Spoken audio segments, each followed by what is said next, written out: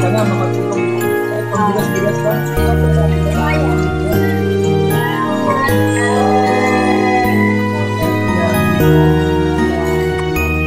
Ayan, so target natin more or less nasa 500 beneficiaries, no?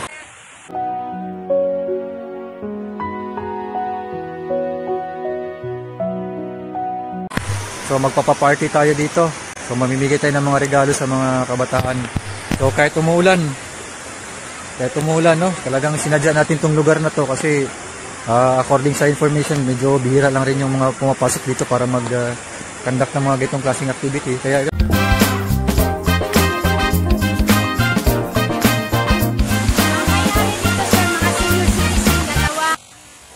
mula sa ating battalion headquarters ng Army P14A, inikot natin ang mga karatig munisipyo. Ayon na rin sa gabay ng ating Force Commander na si Police Lieutenant Colonel Argel Ancheta na maghanap ng mga residente o aming matutulungan o mabibigyan ng biyaya ngayong buwan ng Kapaskuhan. So kami ay nakaabot dito sa bayan ng Balabagan, particular na sa Barangay Dapdap na kung saan makikita ang sitwasyon ng mga residente. First time namin napuntahan ang lugar na ito, no? Hindi namin akalain na may ganitong community sa bayan ng Balabagan na kung saan sila yung mga karapat-dapat na tulungan, no?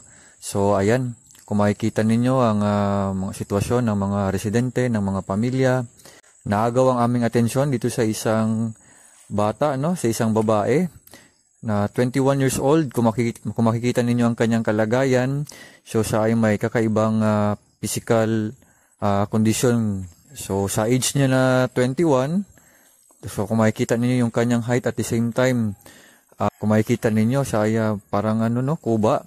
So accordingly siya ay huminto sa pag-aaral dahil nahihiya, dahil laging kinukutya. So ang masaklapan nito, meron siyang kapatid na 19 years old na lalaki, binatilyo na sana pero may kulang or may problema sa pag-iisip. Sinasabi na parang isip bata pa rin. At kinalulungkot din natin dahil nalaman natin na pumanaw na pala ang kanilang nanay. At ang pinakamasaklap, at iniwan pa sila ng kanilang tatay dahil nag-asawa ulit ng iba. So dito sila nakikitira ngayon sa kanilang lola. So 4 na pamilya ang nakatira dito sa lugar na ito, dito sa bahay na ito. Kung makikita ninyo, ayan, nakasiksikan sila. So may kunting kahilingan ng yung bata na kung sana ay mapalitan yung kanilang bubong, kahit doon lang daw sa parte na kanilang tinutulugan para hindi daw sila maulanan habang natutulog. Kasi nga, ang malalaki na rin yung butas ng bubong nila. So ayan, idudulog natin sa ating Force Commander. Ang ating Force Commander ay talagang buhos din ang suporta ng ating Force Commander pagdating sa mga ganitong klaseng pagkalinga sa ating mga kababayan, lalo na dito sa bayan ng Bangsamoro, no? So ayan, so hinihiling ng bata yung parte ng kanilang tinutulugan ay mapalbubong. So alam ko, pag ito ay dinulog natin sa aming Force Commander, hindi yun magdadalawang isip na bubong ng buong bahay ang papalitan nito. At hindi lang bubong, pati mga kahoy at manpower ipapadala nito. So ayan, tingnan natin ang iba't pang sitwasyon sa mga bahagi ng lugar na ito.